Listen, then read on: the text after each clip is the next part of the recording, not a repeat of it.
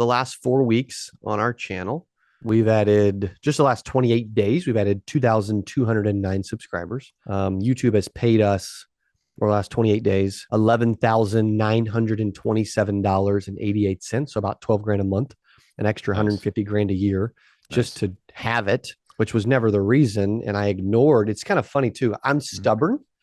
And so I'm very stubborn, man. And I don't like, I used to like, I don't like social media. I'm not going to use social media. Right. Or even the YouTube monetization, like, well, I'm not going to do it. And we ignored it for years. And then Dylan and I were on with a YouTube coach, and they're like, dude, you would make 3 or 4 grand a month if you just turned on monetization, and it wouldn't hurt your content or your videos or your engagement or your audience at all. And I'm like, shut up. Right. Really? And Dylan have been telling me to do it for forever. I just, to be honest, I ignored him. And apparently, and finally he turned it on, and boom, he was right. 3 or 4 grand month one.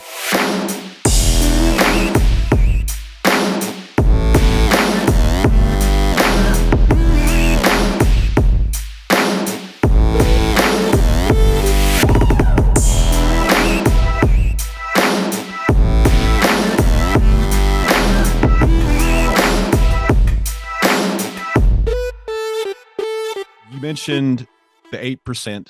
Okay. Those are the ones that make it year over year. So now you have 92% of people that are not. So I know your YouTube channel, and this ties into your book. So you wrote a book, 0 to 6 Figures, which I got right here. Yep. Thank you. Great guide on practical steps, to take you from, I think it's funny in sales in general, but we see this in the insurance game. It's like agents will come into our group and they're already driving on 3 flat tires, and they want us to help them get back on the highway. Right. Yeah. But your YouTube channel is specifically geared to people to make it to be better. So how did that start? So the YouTube channel started because I was successfully making 6 figures for years selling insurance. I made 6 figures when I was 20, fell in love with the industry. And I thought, you know what? If I can do this, and I'm seeing all these other people fail, then maybe there's a thing or two I can help them with along the way too. Right. And so I wanted to kind of build a brand and start helping agents and just do something. I was kind of bored. Let's be honest. I was bored, and I wanted to challenge myself. And I'd always wanted to like speak and do events and build a brand. I was really attracted to that. I was terrible at it because I know nothing about graphic design, nothing about video editing. Right. I never shot videos. I was using Snapchat a lot back then, right? 7 years ago. And so I said, why don't I just put up a video on YouTube? There's another guy, a buddy of mine, David Duford, who was already putting out some content. I'm like, you know what? I'm going to do the same. And so this started December 29th, 2015. Pull out my phone. I put it on a shelf in front of me. I have my gray sweater on, and I'm, I've got this squeaky chair, and I've got like this little outline, and it takes me 4,000 hours to like freaking record one video that I shot 12,000 times. Yeah. And I finally shoot a video, but it's terrible. It's like, I break all the rules. Like, hey, this is Cody Askins. Thank you so much for watching the Secure Agent Mentor YouTube channel, and appreciate you being here. While I'm squeaking, right? And please subscribe below. Today we're going to talk about, and I'm like, goodness gracious, bro. Like, you spent 38 seconds welcoming people, and most of them left because you just weren't that good. Yeah. But we all aren't good at the beginning. The key is like, you're never good at anything until you do it. And so I did it. Now we've got over 2,000 videos. We just hit 82,000 subscribers, I think yesterday or today, on our YouTube channel, and growing by several thousand a month. And we're continuing to do that and push that out. And it's been the best way to, and I still think it is the best long-term way to build a brand and get known and help people. I spoke to a couple thousand agents virtually in the Philippines last year. Nice. Like, we have people come in our systems from Canada and from the Philippines and, Indonesia and Sri Lanka and like, all these places all over the world. It's because of YouTube, man. Because if you think about it, where's the number one place people go to search something? Well, that's Google. Who owns YouTube? Google owns YouTube. YouTube videos show up on the first page of Google. Also, though, if you want to physically see, for example, my Porsche Taycan key battery was dead, and I didn't want to fix it. And I'm just kind of lazy like that, to be honest. And where do I go to see how to change YouTube? Right. How to replace the battery in a Porsche Taycan key, right? Yep. Whatever I searched. And people are doing that. So when people want Right. help, Mm-hmm. these are coachable individuals that want to learn something and they don't have an ego, they go to YouTube. Right. And so like TikTok, dude, great for building a quick brand. Mm-hmm. Facebook groups, great for building a quick brand with not high quality clientele, so to speak. Right. You You'll know, get a lot of followers. Yeah, because I have that. My Facebook page has a lot of followers, but low engagement. correct. Yeah. If you want to build a brand of engaged people where you are providing them value and you're having to prove yourself over time and continue to evolve, and the brand can grow and it can live online forever, and something I did 7 years ago can still help me today, you know, Yeah. like people aren't watching my Cody's TikToks from a couple of years ago unless they go to Cody's page and they physically go all the way back. They're not seeing them on TikTok. Right. YouTube, they're still seeing them. They Can be there. still pop up, man. Like the SEO piece of that is incredible. So it's the best, dude. It's the best. Yeah. And you've turned that to not only being a brand of, okay, who's the insurance trainer that I need to go find? It's you. Yep. That actually was my first. I remember talking to somebody about, so I have a training program with my organization, and I was talking to my partner within that business, and I was saying that, maybe we should do something more sales related, like actually have sales classes and different things like that. And he goes, "Oh, kind of like Cody Askins." So yeah, so I was like, "Oh yeah, I guess so." And then you see you on YouTube doing it, you're just doing it for free. But yeah. well, the cool thing is, and then you just take a step back to not only you build a brand recognition through that, but it also, I mean, there's ways to turn that into a monetization, not only putting them into your coaching programs, Yep. which you've done, but also agents now come to you and say, "Hey, Cody, I'm with Correct. XYZ agency.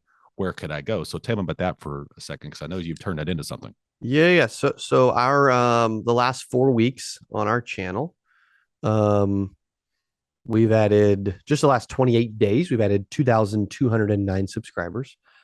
YouTube has paid us for the last 28 days, which is a little down recently for some reason, but whatever. $11,927.88. So about 12 grand a month, an extra 150 grand a year just to have it. Which was never the reason. And I ignored. It's kind of funny too. I'm stubborn. And so very stubborn, man. And I used to I don't like social media. I'm not going to use social media. Right. Or even the YouTube monetization. Well, I'm not going to do it. And we ignored it for years. And then Dylan and I were on with a YouTube coach, and they're like, dude, you would make 3 or 4 grand a month if you just turned on monetization, and it wouldn't hurt your content or your videos or your engagement or your audience at all. And I'm like, shut up. Right? Really? And Dylan have been telling me to do it for forever. I just, to be honest, I ignored him. And apparently, and finally he turned it on, and boom, he was right. 3 or 4 grand month one. And then other people in the industry started hearing about it and seeing it. And then they started turning it on, and now they're making a couple thousand a month that they weren't making. And so it's just kind of interesting. We think one thing, but how often do we, which I'm going to talk about this more later, but how often do we actually look into see if what we're thinking is actually true? So yeah, YouTube is paying me while we're building a brand, which is cool. Or they're thinking through a feeling. Yeah, I feel this way, and that's how I'm going to operate with never actually looking at the metrics. You can, I've experienced that within, talking to other sales leaders in an organization, like, oh, this dude's a closer, he's a killer. How much is he closing? Well, I don't know, but he's closing a bunch. Over half? Oh, is it over half? Well, I don't know. Let's look it up. 35%. Like, okay, well, my top agent is over 40%. So who's the closer here? So, people operate with feelings like that, but that's interesting. You never really looked into it and sure that someone opens the door to you. I'll actually continue on that if that's cool while we're on that topic. So I'm in a place right now where I'm, for whatever reason, because I know I'm stubborn, I'm auditing everything in my life. Okay.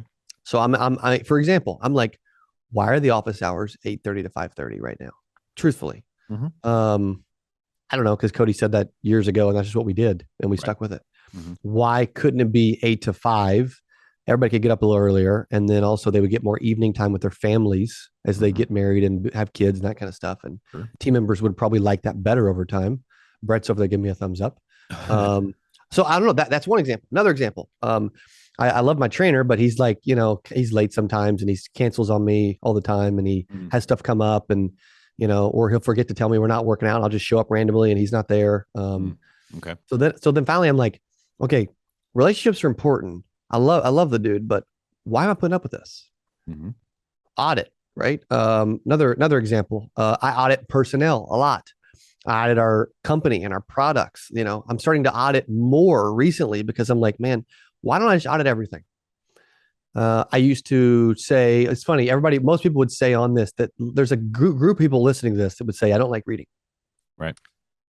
Well, is that because some random teacher when you were 12 gave you some book and you hated it and you didn't love to read and you felt like it was homework and work and you just ever since that day decided you don't like reading, or you actually don't like reading? Mm-hmm. Because my wife loves reading now, but she never read before. Right. And so also like Dylan, my videographer, even mentioned one day, he said he didn't used to like something, maybe it was avocado or something, but then he grew to like it because he just made himself eat it or whatever it was. I don't remember what he told me, but it's just interesting. Like if that's the case, does it mean we really don't like something? Or if we just convince ourselves we don't like something? Mm-hmm. Here's another example. Sure. Here's something to audit. People need to audit this. What love or hate Andrew Tate? Okay, but I'll go there real quick because I know you know the name for sure. Yeah. Most people, there's a lot of stuff he says that's freaking insane, and I don't agree with a bunch of it. Fair, right? Yeah. However, he says that maybe people are depressed, but maybe they don't have to be depressed. There's not a clinical disease where they're just going to be in this state of depression forever.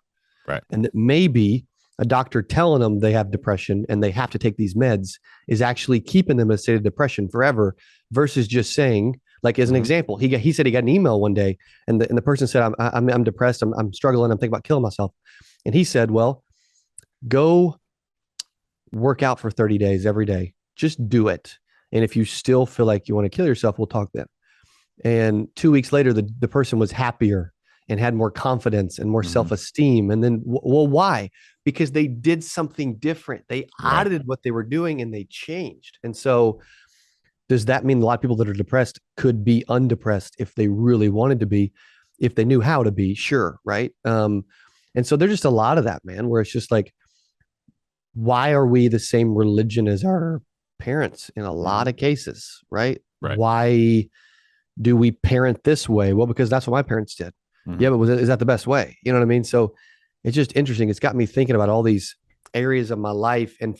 So here's another example. Cardone says, I think this is super interesting, by the way. I could talk for hours on this because I've been thinking about it a lot. Cardone says that if the company revenue flatlines, then someone is physically holding the organization back and it's time for him to fire someone. Now, is that extreme? Yes. Do I know that he's 100% right? No. Do I know he's 100% wrong? No. Do I think there's some times where certain people are holding the organization back, whether they're talented or not, and maybe they're not as talented as somebody else that could just fill their shoes because maybe they're kind of coasting? I don't know, right? I'm just saying that it's got me auditing it's got me auditing what I eat, what I drink. Like I drink espresso every morning. Well, why do I do that? Well, because it kind of wakes me up a little bit, gives me a little extra energy, and I won't get a headache. Yeah, but if I just went a week without it, I would stop getting headaches and maybe I'd be fine with energy. You know what I mean? Yeah. A lot of that kind of stuff to where if you're listening, I just want you to think, okay, why do I do the things I do when I do them?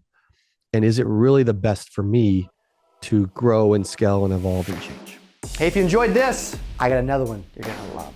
It's right there. Click on it. See you in there. What advice would you guys give to some millennial young hustling agents like y'all that are they're struggling, they're trying to figure it out, they want to succeed, they're hungry, what advice would y'all have for that? Yeah, I would say that there's a couple things